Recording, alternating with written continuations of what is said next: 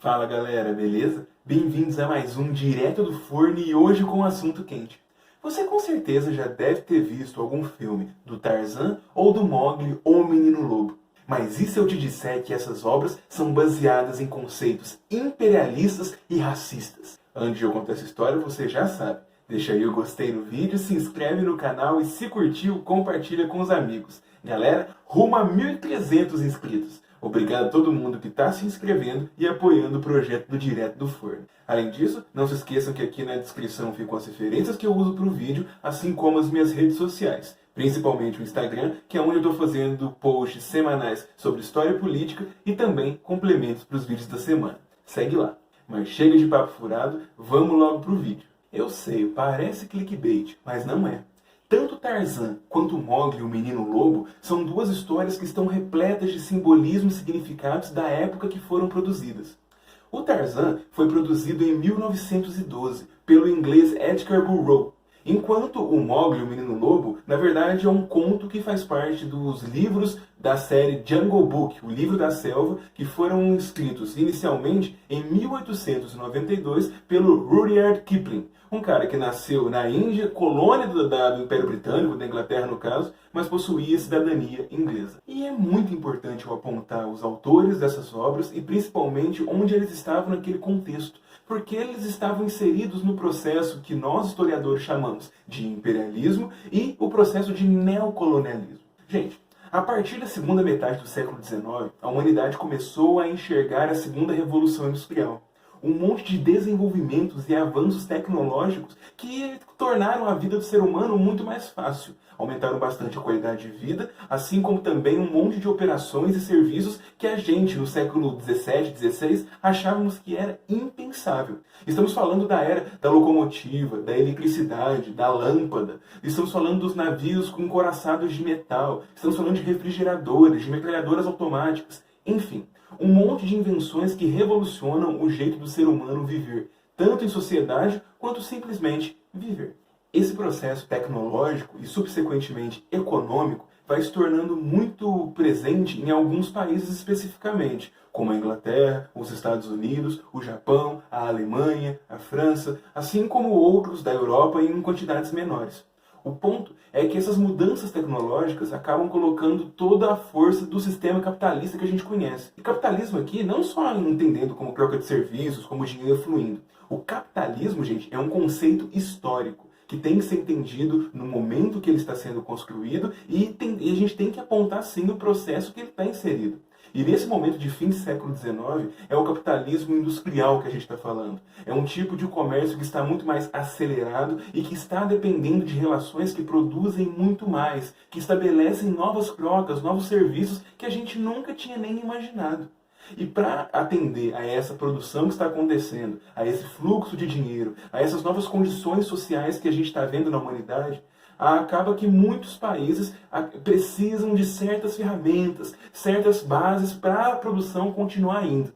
E as principais são matéria-prima para os produtos continuarem sendo produzidos e mercado consumidor, para que os produtos continuem sendo vendidos. O capital, o dinheiro que está fluindo nessas inovações tecnológicas, nesse novo momento industrial, é muito maior do que simplesmente a extensão territorial do continente americano e da Europa. É necessário que, para os investidores, os empresários, ganharem mais lucro, aumentarem sua influência e também cumprirem certos fatores e papéis políticos associados que eles eram com certas monarquias, com certas repúblicas, com certas lideranças e jeitos de se viver de cada país, era necessário que houvesse uma expansão. Dessa forma, a gente vai entender isso como o princípio do imperialismo. É o momento que potências, nações mais desenvolvidas, com critérios que a gente pode definir, estão começando a expandir economicamente, militarmente, territorialmente e culturalmente a sua influência pelo globo. As práticas imperialistas não podem ser confundidas com o neocolonialismo em si. O neocolonialismo está mais inserido numa dinâmica de realmente colônia, de você ocupar o território. Já é um processo de ocupação, de controle de determinado território para ser usufruído por determinado país. O imperialismo ele tem sim semelhanças e práticas nesse processo. porém ele não está na mesma dinâmica de uma ocupação. O imperialismo ele pode ser uma das bases que vai fornecer, a base política que vai fornecer o que o neocolonialismo será. Porém, são coisas diferentes. E esse processo de extensão, de aumento dos poderes de certas nações perante outras, conquistando, influenciando, dominando, vai se concretizar muito nas ocupações que vão acontecendo em nações na África e na Ásia, que na Conferência de Berlim de 1884 e 85 vão ser muito bem discutidas por representantes de países europeus que irão definir como seria feita essas relações para se ocupar esses territórios. A ideia era simples. Para evitar um grande banho de sangue, uma grande guerra entre vários interesses, era melhor você fazer uma conferência para dialogar com os representantes de cada país uma situação que ainda ficasse no campo da paz. E é isso que vai acontecer. A ideia que a gente tem de partilha da África e da Ásia entre vários países, ela vem dessa conferência, vem das negociações após ela e inclusive de negociações de antes dela. Então percebam todo esse processo imperialista, neocolonialista, que vai definir bastante os continentes África e Ásia durante o fim do século XIX e também por boa parte do século XX. E é nesses contextos que estão sendo escritas as obras Tarzan e Mowgli, o Menino Lobo. Vamos começar pelo Mowgli. O Kipling, ele tinha já uma família que era composta de funcionários do Império Britânico, não à toa ele nasceu em Bombay, na Índia, e ele já tinha essa ideia de expansão desde pequeno. Ele sabia que o Império Britânico era uma força muito grande, já era um império onde o sol nunca se punha. Então ele já tinha muito bem, ele era fruto desse processo imperialista. E isso se reflete muito bem no Livro da Selva. Porque com o pensamento da época de expansão militar e econômica, como eu disse, não fica de fora o pensamento cultural. E o pensamento cultural que está muito presente ali, mas também em noções científicas, em noções antropológicas, e nas principais comunidades intelectuais da Europa, é a ideia que existe uma hierarquia de raças. É a ideia clássica de que alguns grupos são geneticamente melhores que outros e, portanto, acabam usufruindo de melhores posições, melhores desenvolvimentos. Por exemplo, a Europa sendo uma nação superior, por ter uma tecnologia melhor, uma ideia de progresso melhor, um avanço científico muito superior aos incivilizados que estavam, por exemplo, na África e na Ásia. É um pensamento científico que se estabelece por vias culturais. E é muito interessante isso, porque junto com essas ideias genéticas, nós vamos ter também todo um ideal de que a natureza existe para ser servida ao homem. O ser humano, com a sua capacidade de progresso, desenvolvimento científico e avanço industrial, teria por direito até divino toda a justificativa para dominar a natureza, para utilizar da matéria-prima, das coisas que a natureza dá, para estimular um nível de produção que estava acontecendo na segunda revolução industrial. E isso é muito interessante porque tanto essa característica de raça quanto essa ideia do homem possuindo a natureza vai estar muito presente no Livro da Selva. E não só. O Mowgli é um menino indiano, órfão, criado por lobos na história do Kipling. E ele vai acabar tendo relações com vários animais que estão ali para ensinar alguns valores para eles. Esquece aquele papinho do Disney com o Baloo dançando somente o necessário, com a pantera, essas coisas. O que a gente está vendo ali no Livro da Selva são animais, com o próprio Baloo, ensinando ao Mowgli como se portar na selva. É uma alegoria. É para falar, por exemplo, para simbolizar a educação de um menino, para entender que existem certas regras universais e imutáveis que condicionam toda a vida. E o ser humano, o civilizado, o que entende esses valores e que também deve chegar à liderança, ele precisa corresponder a essa lei. Que nada mais é do que entender também que alguns têm natureza para mandar e outros para obedecer. Então é uma ideia que o Kipling está colocando ali com o Mowgli muito interessante. O Baloo está dando lições ao Mowgli de respeito, de dever da floresta, de que alguns produzem, alguns roubam, alguns lideram, alguns obedecem. Então é muito uma noção disso que está colocada ali, na vida de selva, e na cabeça do Kipling, totalmente contextual com a vida de muitas pessoas que estão a morar na Índia e têm que entender certas regras. Afinal de contas, eles estão ali, longe do Império Britânico, longe da civilização, e precisam de valores morais sólidos para entender alguns certos valores no mundo. O Mowgli é indiano, porém ele está ali representando valores que seriam, no caso, de brancos.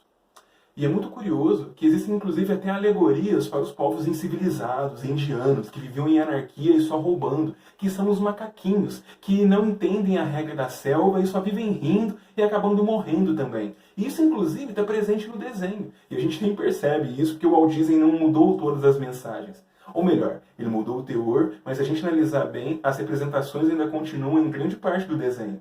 E assim, o Baloo mesmo, no filme do Walt Disney, ensina pra ele que, olha, Mowgli, tem macaquinhos, tem animais que não estão cumprindo a sua lei aqui. Isso é um problema. É um valor moral sendo estabelecido ali pro Mowgli. E o melhor de tudo, essa lei, a lei da selva, nada mais é de que existem certas categorias que devem ser valorizadas, como a natural superioridade de um branco e de um ser humano frente à natureza, e principalmente, existe quem manda e existe quem obedece. É melhor a gente obedecer isso para conseguir manter um equilíbrio na vida. Essa é a lei da selva. E em 1912 vai ser lançado o livro Tarzan pelo Edgar Burroughs, que vai se pegar muito na mitologia criada pelo Kipling a respeito da vida, em relação com a natureza, em relação aos valores morais, em relação às interpretações do ponto de vista europeu do que é a vida na África e na Ásia, que é dominada pelos europeus.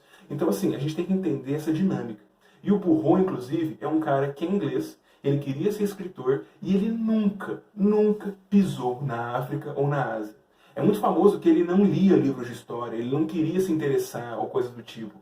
Tudo que ele utilizava para fazer a história do Tarzan vinha tanto das obras do Kipling quanto de outros autores que tinham essa noção imperialista ou que estavam escrevendo sobre esse contexto de expansão das potências europeias. E a história do Tarzan, que vai ser colocada primeiro em livro em 1912 e depois em quadrinhos em 1914, que vai encontrar aí grande popularidade, é a história de um menino que vai junto aos seus pais ser abandonado por marinheiros numa região da África, ele vai perder os pais e vai ser criado por gorilas. Curiosamente, uma criança que nem sabia falar o idioma direito, que nem tinha noções de vivência, vai acabar se ambientando com a vida na floresta e vai, de alguma maneira maravilhosa, se tornar o líder daquela floresta, derrotando o chefe dos gorilas em um teste de força. E a problemática que o Burroughs está colocando na história do Tarzan é muito essa. Estamos falando de um ser humano que foi abandonado por marinheiros, está lá naquela dinâmica, sozinho na floresta, consegue a supremacia da floresta, simbolizando novamente essa força do ser humano praticamente natural em dominar a natureza, em ter uma liderança nata. O Tarzan, filho de ingleses que possibilitaria já tinha dessa forma uma genética super desenvolvida que fornecia para ele tantos valores morais, quanto força, inteligência e outros tipos de valores realmente, como respeito, liderança, respeito aos mais fracos, enfim. Essas questões que estão colocadas no texto do Tarzan. O Tarzan é o super-herói da floresta. É um cara que, ao mesmo tempo que domina, respeita a ordem ali estabelecida. Ele é a principal força, a principal liderança que está sempre tentando cuidar ali. Não é uma história de um cara que está defendendo a floresta contra caçadores, mas sim é o símbolo de inserção estrangeira dentro de terras nativas da África, e esse cara que chegou ali mesmo abandonado conseguiu mandar. E digo mais, o Tarzan está na África e tem pouquíssimo contato com tribos nativas. Quase não se vê negros nas histórias, porque o próprio Burroughs não conhecia direito essas dinâmicas.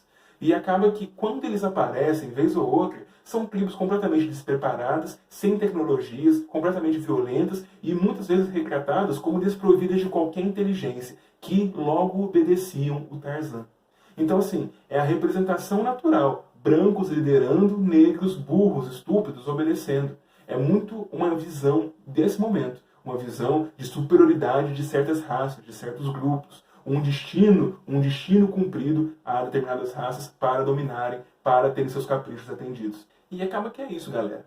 Tarzan e o Mowgli são apenas dois exemplos de um monte de outros quadrinhos que, escritos no meio dessa época de expansão colonial, representam muito esse discurso de superioridade de certas raças, certos grupos, certos países, um ponto de vista completamente eurocêntrico, colocando a Europa como centro e sempre colocando as nações nativas, os grupos nativos da África e da Ásia como incivilizados, atrasados, desprovidos de qualquer controle, de qualquer organização social, de qualquer progresso. Então tem que entender que esses valores culturais, eles estão sim muito presentes, eles estão dentro da mentalidade de várias sociedades que inclusive persistem até hoje, como o historiador Mark Ferro diz no seu livro bem didático, A Colonização Explicada a Todos. Ele sempre retrata muito bem que essas ideias que começaram com essas campanhas imperialistas acabaram provocando inúmeros preconceitos, inclusive agora nas campanhas de refugiados, noções preconceituosas por parte dos europeus, esteve presente no fomento intelectual da Primeira e da Segunda Guerra, assim como as guerras coloniais que vão acontecer entre vários países europeus e as suas colônias. Enfim, é uma dinâmica muito grande que merece sim ser salientada. O neocolonialismo não é apenas uma expansão militar e comercial, não é apenas empresários e líderes nacionais querendo expandir o seu jeito econômico e também territorial de manter impérios. É também toda uma difusão de um jeito de ver o mundo, de práticas culturais, de você assimilar grupos que seriam incivilizados a um jeito de vida colocado como certo. Então perceba essas noções. Espero que tenham gostado. Se quiserem que eu fale mais de algumas representações de muitas mídias e história, por favor, coloquem sugestões aqui nos comentários, digam se gostou, ajudem a divulgar o canal, lembrem-se de se inscrever e ativar o sininho para não perder nenhum vídeo. E eu vejo vocês agora na próxima segunda-feira. Até lá!